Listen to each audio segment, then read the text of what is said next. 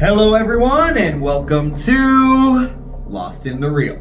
Today I'm going to be talking about the new true crime limited series from FX and Hulu, Under the Banner of Heaven, starring Andrew Garfield, who is coming in hot after an incredibly successful year in 2021. Is this series the next great binge-worthy mystery? Let's talk about it.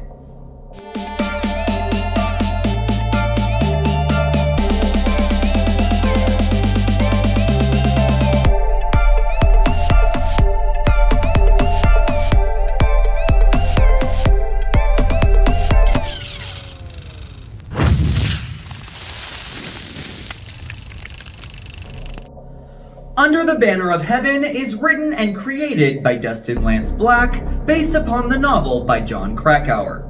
It stars Andrew Garfield, Daisy Edgar Jones, Sam Worthington, Rory Culkin, Adelaide Clemens, Christopher Heyerdahl, Gil Birmingham, and Wyatt Russell. A devout detective's faith is tested as he investigates a brutal murder seemingly connected to an esteemed Utah family's spiral into LDS fundamentalism and their distrust in the government. Under the Banner of Heaven quickly became one of my most anticipated series of the year when the first trailer dropped. Still high off of Andrew Garfield's stunning performance in Tick, Tick, Boom, and as a huge fan of the film Milk, which creator Dustin Lance Black won an Oscar for writing, the talent was more than enough to entice me. And I am also a sucker for a gritty true crime saga too, although I must admit the genre is becoming extremely oversaturated as of late. Needless to say, I was counting down the days before this show was to be released. So, what is the verdict? Although I think this is an expertly made piece of prestige television and worth checking out to see if it's your thing, Under the Banner of Heaven is definitely not what I was expecting it to be. The series follows Detective Pyre, a devout member of the LDS Church who is embroiled in the brutal homicide of a young woman and her infant child. His investigation plunges him into the lives of the Lafferty clan, who are also a part of his church. He begins to realize that this family has radicalized into fundamentalist Mormonism, which has led to these untimely deaths. As he peels back the layers of this case and into these people's lives, he slowly starts to question his own faith and how it could have led to such wickedness. Under the Banner of Heaven is not the easiest series to get into. Although it immediately starts with the murder at its center to try and hook you, it then takes an exceedingly methodical approach for the rest of its runtime. We are subjected to countless scenes of interrogation that give way to endless exposition to get to the root of the plot at hand. It also doesn't help that if you are unfamiliar with the LDS religion, you will most certainly be lost. Writer Dustin Lance Black does little to guide the viewer into the ins and outs of the faith, besides a few flashbacks sprinkled throughout that chronicle Jacob Smith's pioneering days. These scenes feel so out of place and completely take you out of the show that I wish that they had been scrapped altogether, or Black had found a better way to integrate them.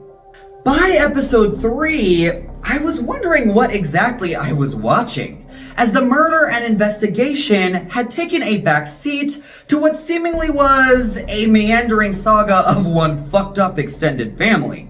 Luckily, I finally began to become invested in Under the Banner of Heaven once I realized that I wasn't watching a true crime mystery in a broad sense of the term, even though that is what it is being billed as and what the hook of the overall series is. This is, at its core, a bleak drama about a man's waning faith in the presence of evil, and an examination of how religion can be twisted and convoluted to suit one's own selfish desires.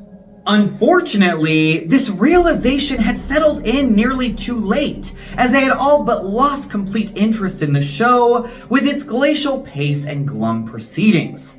The only word that I could come up with to describe the show up until this point was that it was a slog. I am happy that I didn't tune out though, because once Under the Banner of Heaven does start revealing its cards, it is a gripping watch. Andrew Garfield leads this series with such genuine heart and humanity. His performance is rich with understanding and an obvious love for the source material.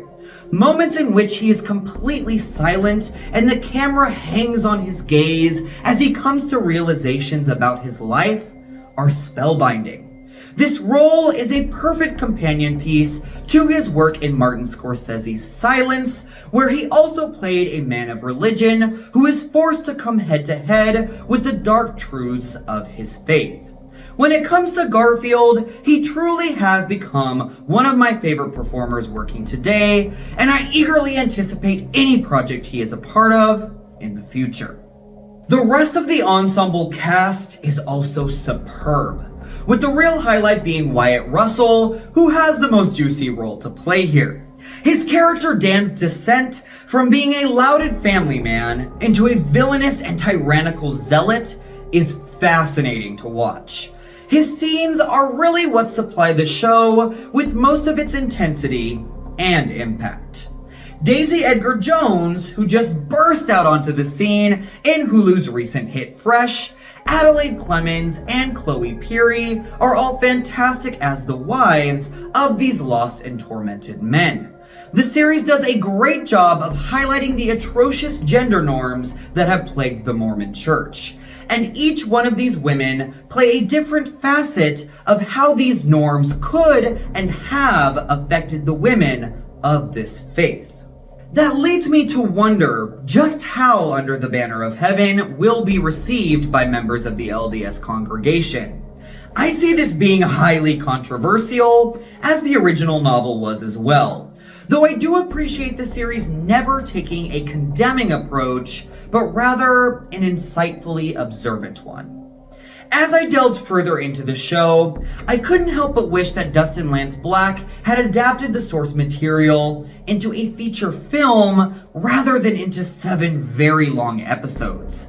If he had taken this approach, we would have just been able to jump right into the thick of things, getting straight to the point, rather than enduring so much excess exposition and plot maneuvering. I really do think that would have proven to be far more effective in the telling of this story. So, is this series worth checking out? That is a hard question to crack because I am really torn on that. I think if you're looking for something like last year's Mare of Easttown or True Detective, then you will be sorely disappointed by what this show has to offer. Under the Banner of Heaven wants so desperately to be like those gritty and hard-boiled mysteries, you can feel it attempting that approach at every turn. But that's not what this is. And if you're okay with that, and you have the patience for this series to reveal what it actually is, then you are in store for something pretty powerful and absorbing. But addictive and binge-worthy, this most certainly is not. So I will be giving Under the Banner of Heaven 3 Book of Mormons out of 5. This series struggles with a bit of an identity crisis and a pacing problem. But if you have the patience to get through the first few episodes and are able to get over the fact that this is not your typical whodunit, you will reap the rewards of a beautifully acted and thought-provoking drama. Thank you so much for watching Lost in the Reel and my review for Under the Banner of Heaven. I would love to hear your thoughts on this new FX Hulu series. What is your favorite performance from Andrew Garfield? And what is your most anticipated true crime series of the year? Sound off in the comment section down below. And until next time, my friends, take care.